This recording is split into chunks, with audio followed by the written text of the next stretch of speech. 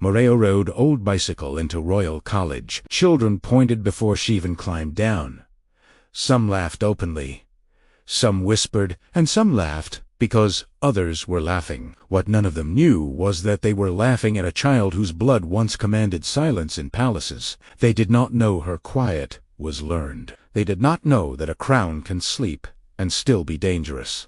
Morayo locked her bicycle gently, the way you touch something you respect. Around her, cars shone like mirrors, proud and loud. Perfume floated in the air.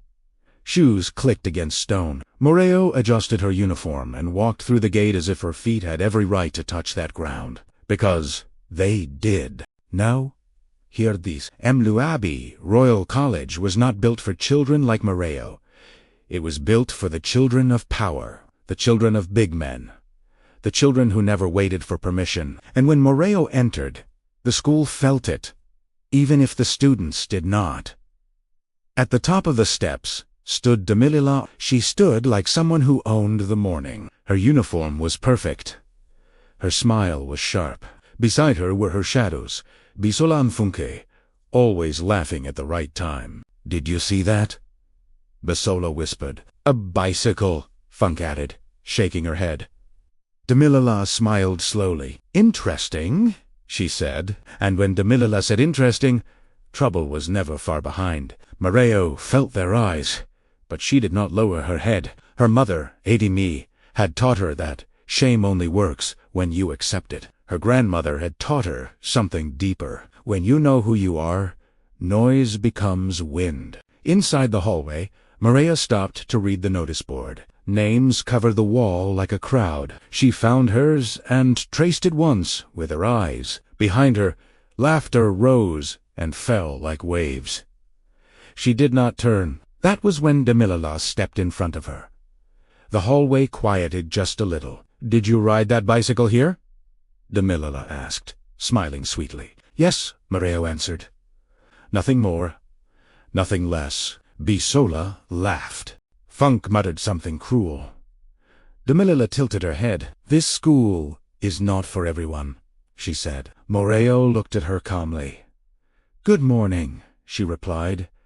Ah, that greeting. It landed like a stone in still water. Demilila stepped aside, annoyed but smiling. Morayo walked on, her back straight, her steps steady.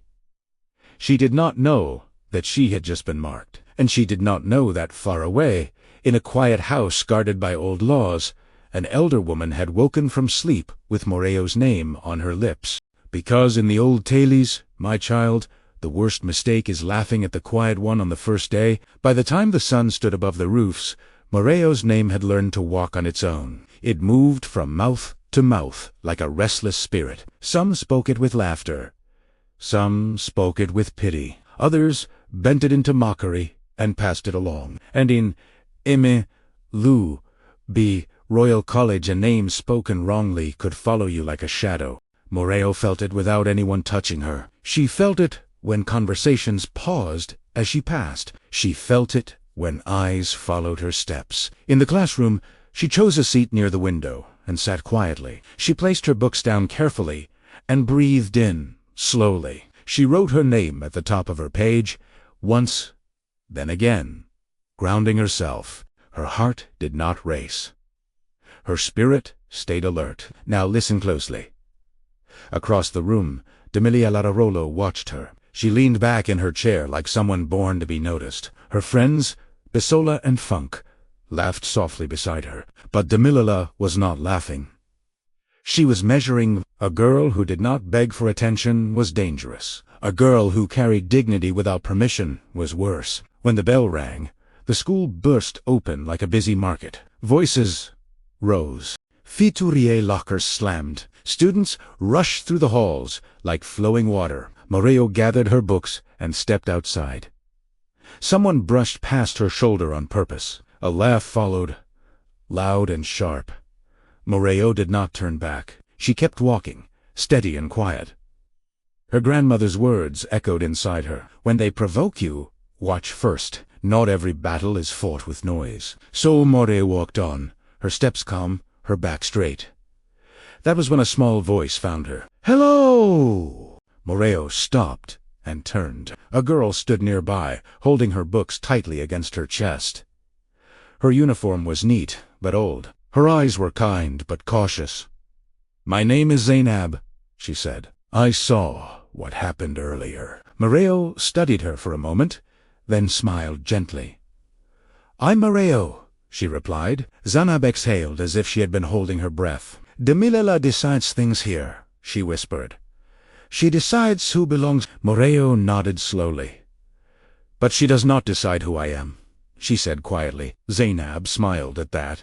"If you like," she said, "you can sit with me during break. It's quieter." Morayo agreed, and together they walked toward the open courtyard, two quiet figures moving through a loud place. From above, Damilola watched them. She leaned against the railing, her fingers tapping softly. She saw Morayo smile. She saw her relax. And something bitter stirred in her chest. Morayo was not supposed to settle in.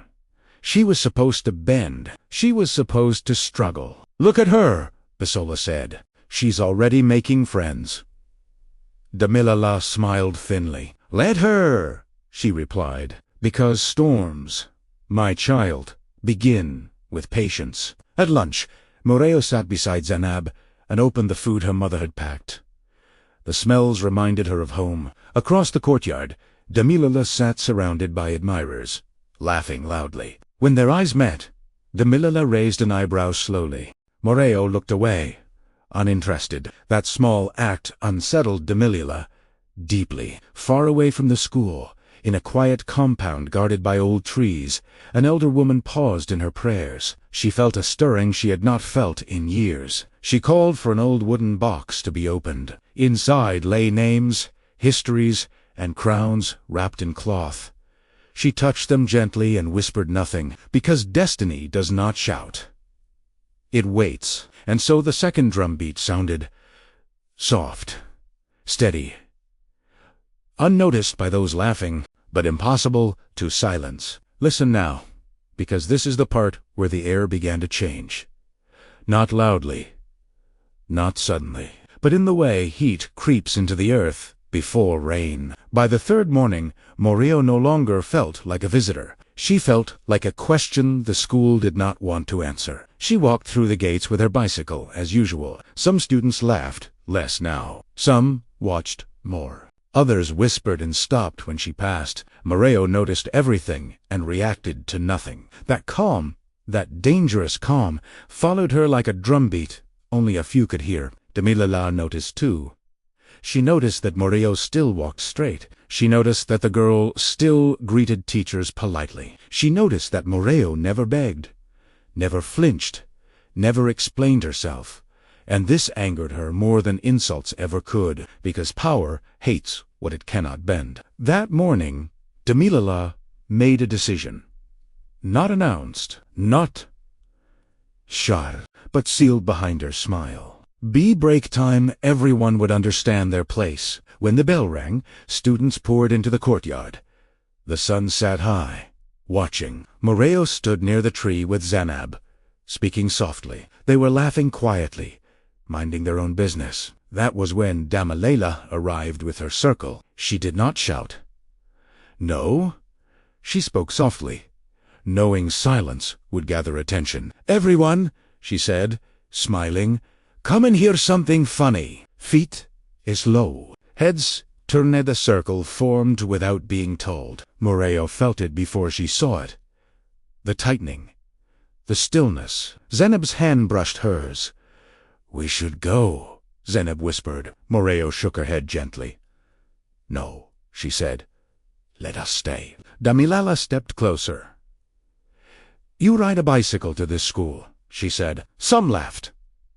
"You eat homemade food," she continued. More laughter, "and yet you walk like you own the ground." The circle leaned in. Morayo lifted her eyes. She did not smile. She did not frown. She only looked, and something about that look unsettled the crowd. "I walk like I belong," Morayo said calmly. The laughter stumbled. Damilola's smile tightened. "Belong? Se repite." "Yes," Morayo answered. "Everyone belongs somewhere. A murmur ran through the circle. This was not the script. Delilah felt control, slipping like sand. She stepped closer. "Careful," she warned. Morayo nodded once. "I am," she replied. Teachers passed nearby. No one intervened. Power often wears confidence, and adults mistake it for innocence. The circle broke slowly, unsatisfied but unsettled. Delilah walked away, smiling, but her eyes burned. That afternoon, Morayo rode home, as usual. The road was dusty. The air was warm, but something waited at the edge of her thoughts. At home, her mother listened quietly. As Morayo spoke, she said little.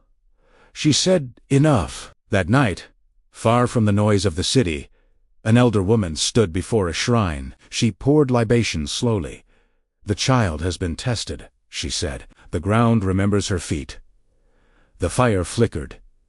The ancestors listened, because once a circle forms around you, my child, it means you are no longer invisible. And in the old stories, that is where destiny truly begins. Listen carefully, because this was the week Mluabi began to murmur. Not loudly, not openly, but in the way wolves whisper when they sense a crack forming. Morayo had stood in the circle and walked away whole. And nothing unsettles a place of pride like a girl who refuses to bend. By the fourth day, eyes followed her everywhere. Some watched with curiosity, some with annoyance, some with something close to fear. Morayo still rode her bicycle through the gate each morning. Stoddy asked Eber. She still greeted teachers politely. She still kept her voice calm. But now, silence greeted her where laughter once lived. Delilah felt it first. She felt it when whispers stopped as Morayo passed. She felt it when her jokes landed softer. She felt it when admiration hesitated. Power, you see, must be fed daily. And Morayo was starving it. During assembly, Morayo stood at the back with Zit. The principal spoke about excellence and reputation. Students clapped on cue, but Morayo listened differently. She listened like someone measuring weight, not noise. Zanab leaned closer and whispered, "They are watching you." Morayo nodded once. "I know," she said. That afternoon, a test was announced. A surprise one. Whispers spread quickly. Students groaned. Morayo simply opened her book. Delilah noticed and smiled. "This should be interesting," she said softly. In the classroom, tension sat heavy. Pens scratched paper. The clock ticked loudly. Morayo focused, answering slowly, carefully. She did not rush. She did not panic. She trusted what she knew. Confidence like that is quiet, but dangerous. When the papers were collected, Delilah leaned back, satisfied. She expected relief from her own ease.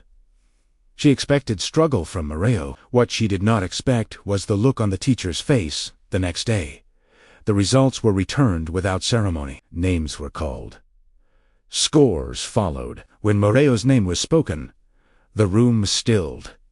Highest mark. Silence spread like spilled water. Zainab's eyes widened. Some students looked away. Others stared openly. Damalola's smile did not move, but something hardened behind it, because humiliation does not always come from laughter. Sometimes it comes from truth. At break, whispers returned, but changed. "She's smart," someone said. "She's serious," another murmured. Morayo ate quietly under the tree. She did not celebrate. She did not boast. She simply existed. Delilah watched from afar. The girl was not breaking. She was growing roots. That night, Delilah spoke to her mother at dinner. Carefully, casually. About reputation. About embarrassment. About control. Far away, in the old compound, the elder woman smiled faintly. The signs were aligning. The child was steady. The ground was firm beneath her. Trials, the elders say, reveal more than comfort ever could. On the fifth morning, Morayo woke before dawn. She washed her face. She tied her hair. She mounted her bicycle. The road stretched before her, familiar and true. And as she rode, something in her chest felt ready. Because when a thing refuses to break, pressure changes its purpose, and the drumbeat beneath Morayo's steps was no longer soft. It was waiting. Hear this part slowly, because this is where patience met intention. By the next week, Morayo had become a presence that could not be ignored. Not because she spoke loudly, not because she challenged anyone openly, but because she remained exactly the same while everything around her shifted. And nothing angers false power like consistency. Demilila felt her control thinning like old cloth. She noticed how teachers nodded at Morayo now. She noticed how students paused before mocking her. Even Bazola and Funk had begun to hesitate, watching first before laughing. Respect was changing shape, and Demilila did not like its direction. So she did what those afraid of losing power always do. She chose a weapon that worked in silence. It began with a rumor. Small, carefully placed. A suggestion dropped here. A question raised there. Where is she really from? Who sent her? People don't just appear like that. Rumors grow best when watered with curiosity. By midweek, Morayo felt it again. The shift, the glances. This time, sharper, colder. Zanab noticed too. They are saying things, she whispered. Morayo nodded. I know, she said. Her voice did not shake. The rumor reached the teachers by Friday. Odd, directly, never directly. It reached them as concern, as whispers about sponsorships, about hidden motives, about background checks. Power prefers to borrow authority. That afternoon, Morayo was called to the office. The hallway felt longer than usual. Zanab watched her go, worry heavy in her eyes. Morayo walked steadily, though her chest tightened slightly. Not with fear, with awareness. Inside the office, the vice principal smiled politely. Sit down, she said. Morayo obeyed. Questions followed. Soft ones, careful ones. About family, about history, about how she came to be here. Morayo answered honestly. She did not overshare. She did not shrink. She told the truth as simply as it was. The vice principal nodded, writing notes. Nothing was resolved. Nothing was accused. But the seed had been planted. When Morayo returned to class, the air had changed. News travels faster than truth. Eyes followed her again. But this time, the looks held suspicion. Demilila watched quietly, satisfied. Confusion was easier to control than courage. At home that evening, Morayo told her mother everything. Ade, me listen without interrupting. She stirred the pot slowly. Then she looked at her daughter and sighed. Some doors test you before they open, she said. Do not rush them. That night, the elder woman dreamed. She saw a courtyard filled with shadows. She saw a child standing alone, unbowed. She woke before dawn and poured libation. The test is changed, she whispered. The child must now be seen. On Monday morning, Morayo returned as always. Bicycle, uniform.com. But something inside her had sharpened. Not anger, readiness. Demilila watched her arrive and smiled. The trap had been set. All that remained was time. But time, my child, does not belong to those who rush. Because, in the old stories, when power chooses deception, truth begins to gather strength quietly, like thunder behind distant hills. Listen well, because this was the part where eyes became heavier than words. From that Monday onward, Morayo felt watched everywhere she turned. Not openly, not boldly, but in the quiet way people observe what they do not understand. And being watched, my child, can tire the spirit if one is not careful. In the classroom, teachers called her name more often. Not with praise, not with blame, but with interest that lingered too long. Questions were repeated. Answers were weighed. Morayo noticed, and she answered calmly. Never more, never less. She had learned that too much explanation invites suspicion. Zanab stayed close. She walked with Morayo between classes. She shared her lunch. She spoke softly, as if loud words might break something fragile. "They are looking for a mistake," Zainab whispered one afternoon. Morayo nodded. "Then I must walk carefully," she replied. Demilila watched all of this with satisfaction. Her rumor had taken root. Not fully, not yet, but enough to bend attention away from admiration. Power, when threatened, prefers doubt over truth, and doubt was growing nicely. One afternoon, during group work, Morayo was left without a partner. Students avoided her eyes. Some pretended to be busy. Others laughed nervously. The teacher noted and paused.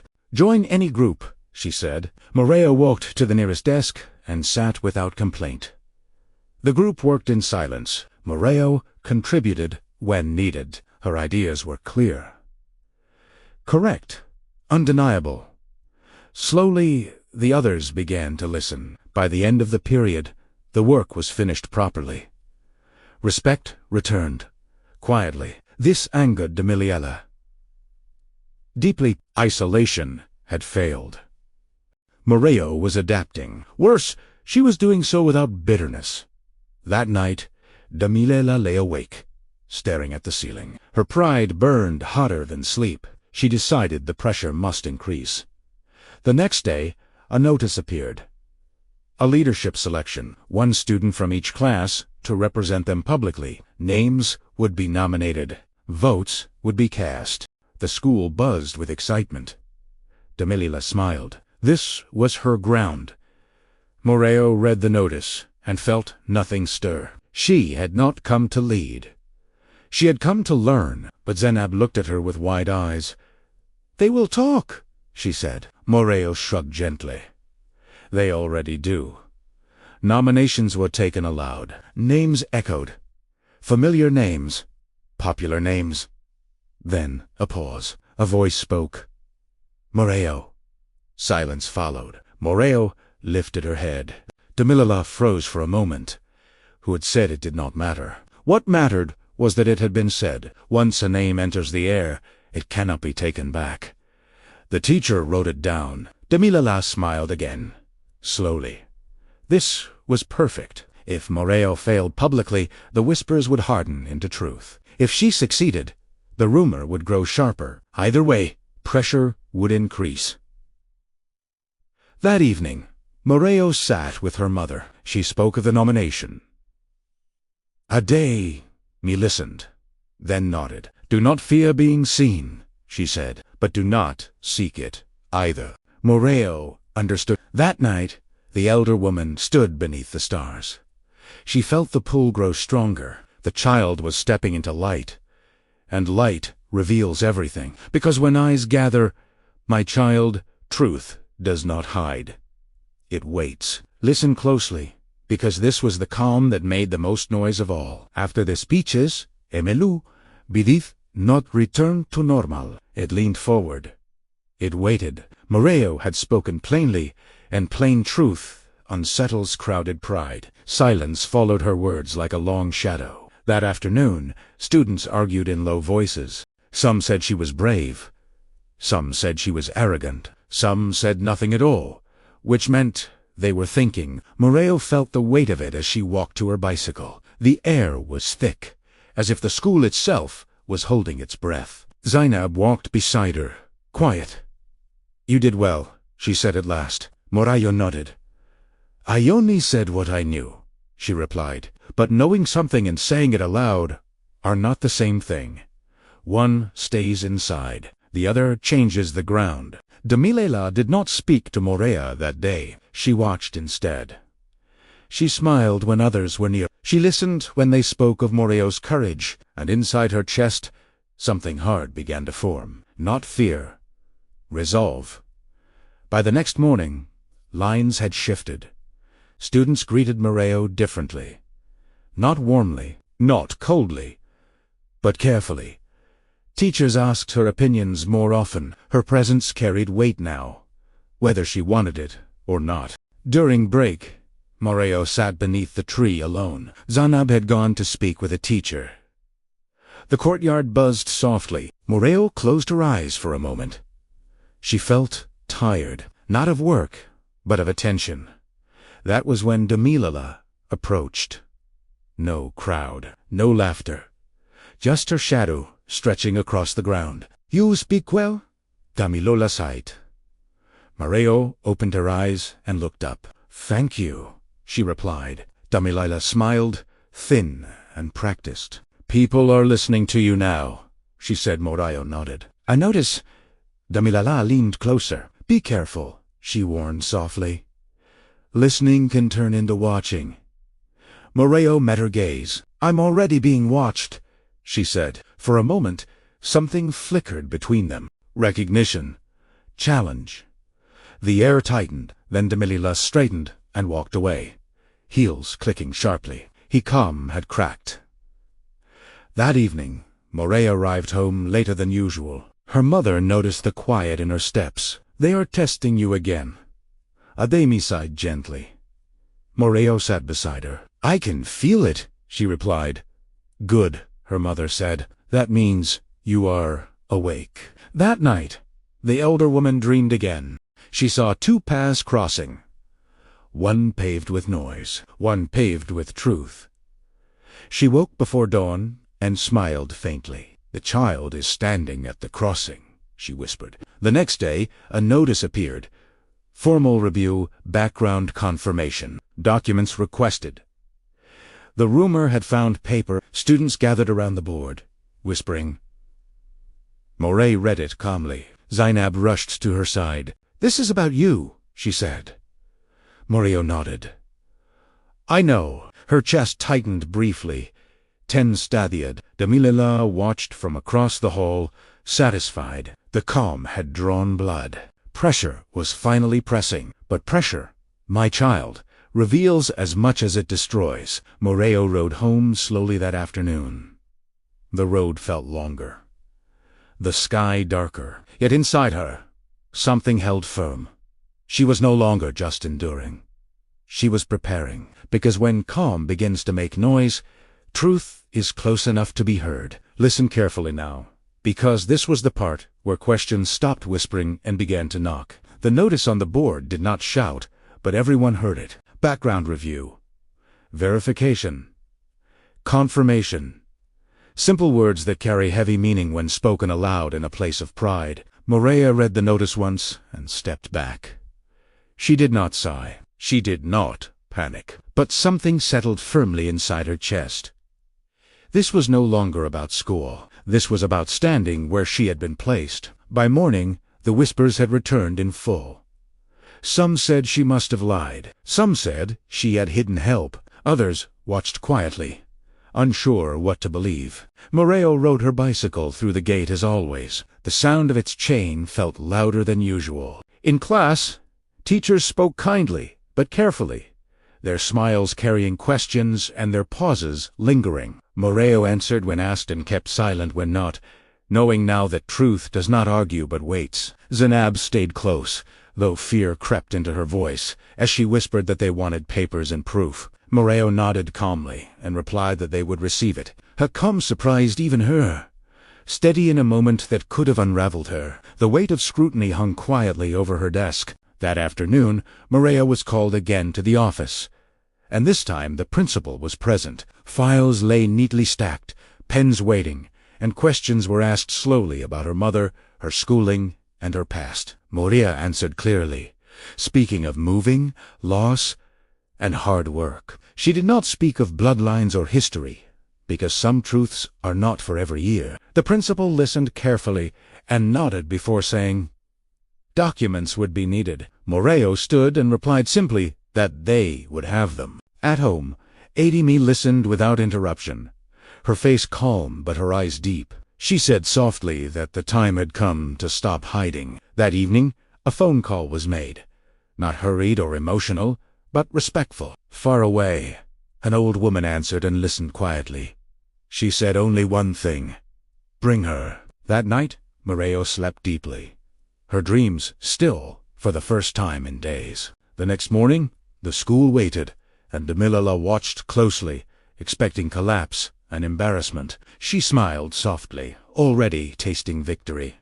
But Morayo arrived carrying a slim folder. Her posture was calm, her face steady, and she handed the documents to the office without ceremony. By afternoon, the tone had changed as teachers spoke more openly and whispers softened. Some students avoided Morayo's eyes, while others watched with new respect. Damilola felt unease stir because the documents strengthened Morayo instead of weakening her. That evening the elder woman stood before the ancestors and said the child had stepped forward. The fire crackled softly as approval settled like ash. Morayo rode home beneath a darkening sky, feeling tired but clear. Truth had been asked to prove itself, and it had not flinched. When truth is tested and remains standing, it begins to walk ahead of you. It clears the path. The day everything turned began like an ordinary morning, which was what made it dangerous. The sun rose calmly.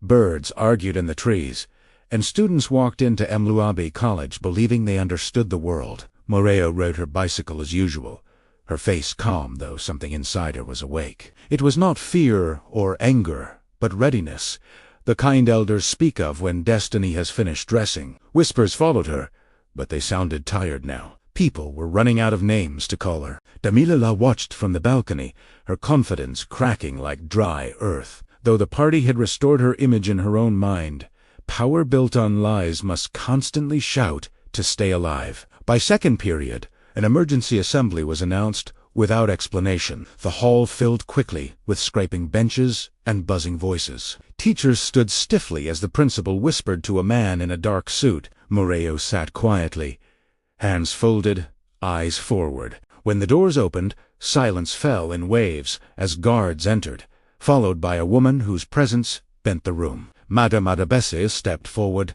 calm and authoritative, and the teachers straightened instinctively. Beside her walked Morayo, no longer hiding or enduring. She walked as though the ground remembered her feet.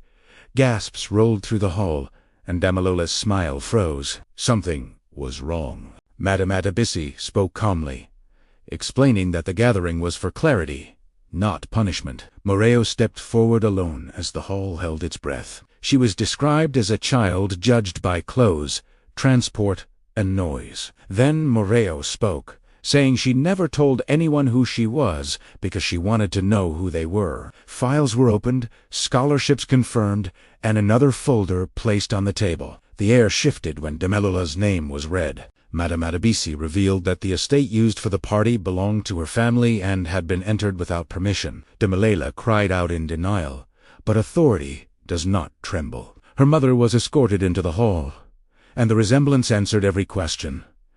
Silence fell heavy and merciless. Madame Adebese placed a hand on Morayo's shoulder and named her granddaughter. The room broke under the weight of truth. Morayo did not smile or gloat. She only forgave and spoke of what silence had taught her. The future, Madame Adebese said, would remember who they chose to be that day. The hall returned not to noise, but to thinking. Students walked differently, afraid of their own reflections. Damilola did not return to school the next week, and no one celebrated her fall. A lie cannot live where light has learned the way. Morayo's life did not become loud, and that surprised many. She still rode her bicycle, sat with Zanab, and spoke softly. But now people stood straighter when she entered a room. Alex once told her she could have spoken earlier, and she replied that then they would have listened to the title, not the voice. At home, the Queen Mother saw strength that did not rush and wisdom that did not insult. That night,